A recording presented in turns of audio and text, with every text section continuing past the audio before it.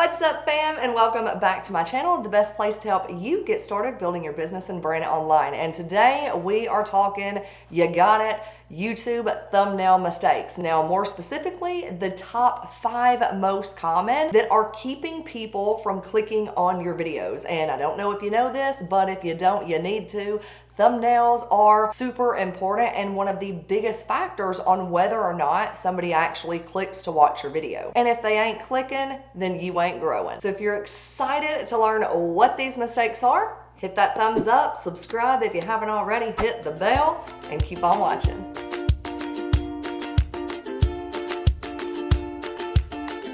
Be sure that you're sticking with me through the end of the video because I am going to be giving you a couple of pro tips that you're not going to want to miss out. So with that being said, let's go ahead and hop into mistake number 1, which is not planning at all. Now, I was the epitome of making all of these mistakes and I didn't plan. So number 1, you're either not thinking about your thumbnail at all, or you may be thinking about it, but it's not really that big of a deal. And so you're just slapping something up and it's costing you. So instead, what I want you to do is I want you to add this to your process just like you plan for your content. So when you're mapping out your content and you're thinking about your title, your thumbnail should absolutely be a part of that planning process. Common mistake number 2 is that you are using a still image from the video itself. And just so you know, these images are not good, okay? Most of the time they are very awkward. They're not as good quality, or maybe you're moving and so your hands like all blurring. It's not good. Don't do it. So when you're adding this in on the day that you record, so you're going to start planning from here on out,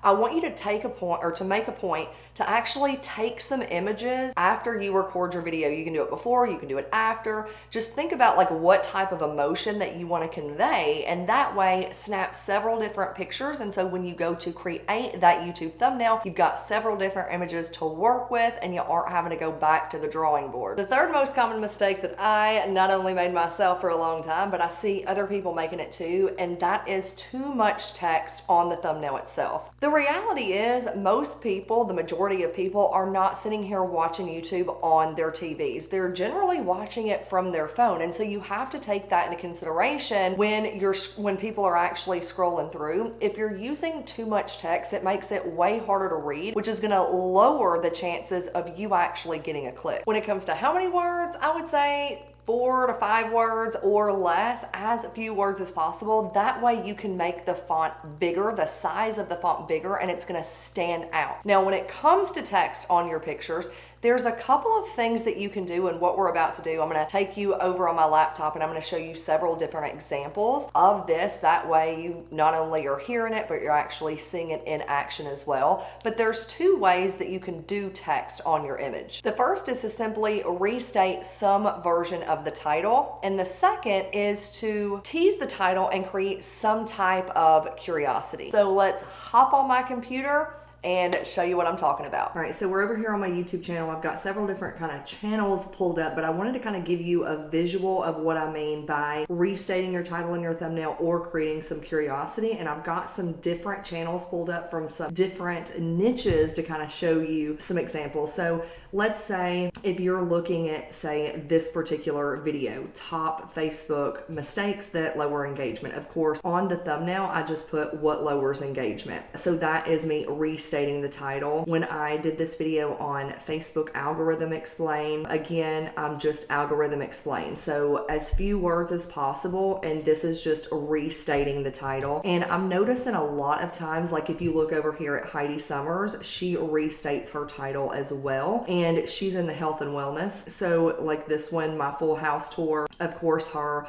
thumbnail is just home tour or full day of eating, you know, what I eat in a day. That's basically kind of just restating it. If we look over here, let's say at Vanessa Lau, she's kind of blown up on YouTube over the past year, and she uses a lot of this as well. So my Instagram strategy for 2020 exposed. So her thumbnail is just Instagram strategy 2020. So I kind of feel like right now you're kind of getting the picture on that. And so the next type of thumbnail is what I was talking about, where you can kind of use and create some curiosity with it. So for example, if we look at this video that I did, how to grow with 0 views and 0 subscribers, the thumbnail, I just put YouTube growth secrets. So that would be kind of like teasing, creating some curiosity in it. If we look over here and let's say Rachel Hollis, so this is a good example. She did a video where it was the best way to start the new year in 2020. And so her thumbnail, it says, I hope you fell. That is really creating some curiosity where you're like wanting to click on it just to hear what she says, of course, because it's like, I hope you fell. That's kind of weird. So that is a different way of creating some curiosity. Again, keeping it to a minimal amount of words on there. Evan Carmichael, another huge YouTuber, over 2 million subscribers. He's really good at creating the curiosity and not reiterating the title. So for instance, 7 best lessons from Elon Musk, and he has all of these, Warren Buffett and others. And then the thumbnail is, this is what the 1% do. So that again is creating curiosity. If you look at, is this the worst or best advice ever? And then the thumbnail is, are you making a huge mistake? So again, that is another example of creating curiosity that isn't just restating what the title already says. Now, another quick little pro tip when it comes to text, since we're already on this topic, is I also wanted to give you a pro tip. When you're using text on your images, you really want to steer clear and keep the text on the left side of the image. And this is a mistake that I made a lot when I first started. And that's because generally there's going to be time, like there's stuff on the lower right hand corner of the thumbnail. And so if you look right here, this is a prime example of me making this mistake. When I talked about binder organization, the clock, the timer, like the length of the video is actually covering up part of the text. Same thing on this, which is best. Time of the video is covering it up. And I did this a lot for some reason. I was keeping my text on the right hand side. So I would definitely suggest keeping your text, whatever text you do, you either want to keep it on the left hand side of your thumbnail or in the upper right hand corner. Now let's move on to mistake number 4. Common mistake number 4, using fancy fonts. And yeah, I mean, they look cute and I loved using those cute little fancy fonts myself. But in reality, again, they just make it harder to read. So instead, what you want to do is go for more like bolder, larger fonts. I'm personally a huge fan of Helvetica. I'm not sure if I'm pronouncing that right, but again, it's a bolder, bigger font, easy to read. And once you do find a font, an extra pro tip is to try to keep it congruent throughout your thumbnails. Mistake number 5 has to do with using your own picture on your thumbnails. Now I'm going to give you some do's and I'm going to give you some don'ts. One thing that I did for a long time that I shouldn't have done is use the same picture. Like I found a really good picture that I thought that it was of me smiling, and I would use that same picture like over and over in my thumbnails, and I would advise against that. I would change it up again in the planning process. Take a picture of you for your thumbnails, some different images, and that way you've kind of got a variety. I would also try to do some type of emotions. A lot of the research that I've done on YouTube thumbnails, and I have watched a ton of videos from top creators giving tips on how to get more clicks when it comes to your thumbnails, and a lot of them have the same advice, and that is use some type of emotion. So think about like what emotion that you want to convey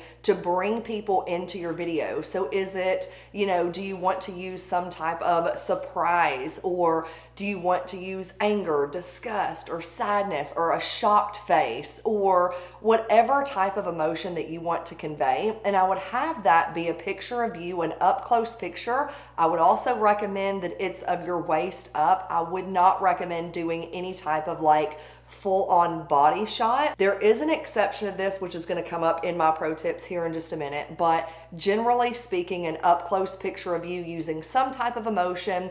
And I would also make sure the picture is bright. I would stay away from darker images. They just don't seem to perform as well when it comes to thumbnails. I also want to add that I used to get really caught up in trying to find like the perfect background to take my pictures, when now in reality, you can use simple softwares like Canva that now has a background remover. So most of the time I'm taking a picture of me in my office and then I'm going to Canva, and when I go to create the thumbnail, I can simply remove the background. That's something that they recently added to one of the updates here in 2020. I know there's also other apps that you can use, and you can go in and remove the background, or you can go to somewhere like Fiverr, Fiverr.com. You can go to Fiverr, have them remove the background. I find that Canva is the fastest, most simplest way to do it. I also want to give you a few pro tips that I want you to consider when it comes to upping your thumbnail game. Now, I do have my notes, so if you see me looking down, you know why. The first pro tip that I have for you is to study other influencers in your specific industry, in your niche, and look for common themes. For instance, my industry, the niche that I'm in, is entrepreneurship and getting started when it comes to building a business and branding and marketing and things like that. The theme and what I do on my thumbnail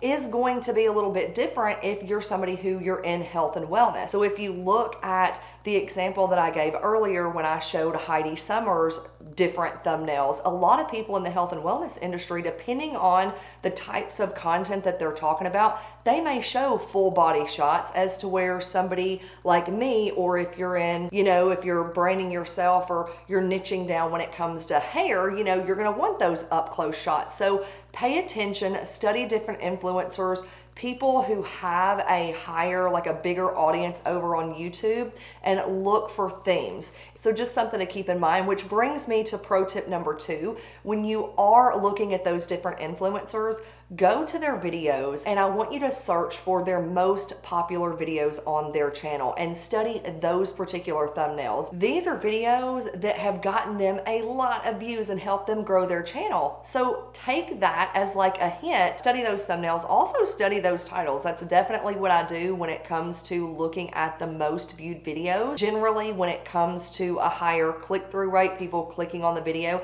it has to do with either your title or your thumbnail. Just make a point to check those out, look for some common themes, and figure out what you can actually incorporate into your own channel, into your own thumbnails, into your own titles, etc. The third thing that I want you to pay attention to is looking at your analytics. This is very, very important for you to know whether your thumbnail is actually performing or whether it's not. Now, if you missed last week's video, or the last video that I put up, it was all about understanding and like looking at your YouTube analytics. So I'm not going to go like too deep or show you a screenshot of that. You can check out that video. I'll post it below and also down below in the description. But if you go to those YouTube analytics and you're looking specifically at your click-through rate, this is how many people, what percentage of people are seeing your video, seeing your thumbnail, and actually clicking on it. The average is 2 to 10%. You want to kind of shoot for the higher end, of course.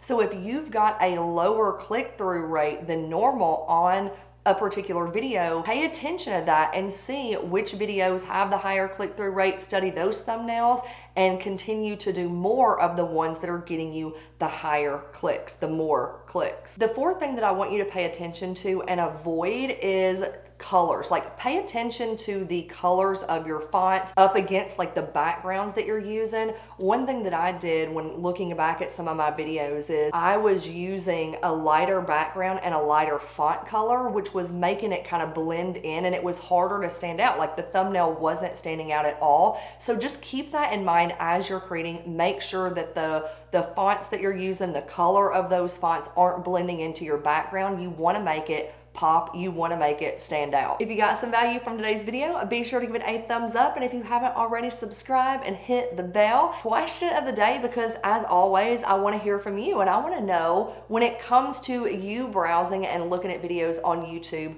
what are some things that get you to actually click on videos? What are some things that really stand out to you? Let's continue the conversation down below. While you wait on the next video, be sure to check out those other 2 videos that are popping up on the screen. It will help you when it comes to getting started on YouTube, growing your channel. I've got lots of goodies for you. That being said, I hope you have the most productive day, the most productive week, and I'll see you back here in the next one. Bye for now.